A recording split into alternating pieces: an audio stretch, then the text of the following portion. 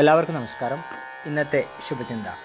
വാസ്തവത്തിൽ ഭാവിയെക്കുറിച്ച് നമ്മൾക്കൊന്നും തന്നെ അറിഞ്ഞുകൂടാ.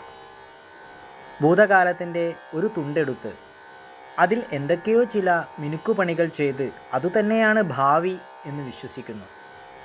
ഭാവിയിൽ എന്താണ് സംഭവിക്കുക? മരിക്കും, അത്ര തന്നെ. എന്തായാലും മരിക്കുമെന്ന് ഉറപ്പാണ്. അതുകൊണ്ട് മരിച്ചുകൊണ്ട് ജീവിക്കണോ അതോ ജീവിച്ചുകൊണ്ട് മരിക്കണോ? മരിക്കുന്നതുവരെ സുഖമായി ജീവിക്കാൻ ശ്രമിക്കൂ, അതല്ലേ ബുദ്ധിപരമായത്. ഭാവി എങ്ങനെ വേണമെന്ന് നമ്മൾക്ക് ആലോചിച്ച് തീരുമാനിക്കാം. അതല്ലാതെ ഭാവിയിൽ ജീവിക്കാൻ ആർക്കെങ്കിലും ആകുമോ? പക്ഷേ ഒരു വലിയ ശതമാനം മനുഷ്യർ ജീവിക്കുന്നത് ഭാവിയിലാണ്.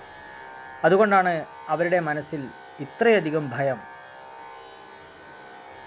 അതിനെ മറികടക്കാൻ ഒരു വഴിയേ ഉള്ളൂ: യാഥാർത്ഥ്യത്തിലേക്ക് തിരിച്ചു വരിക.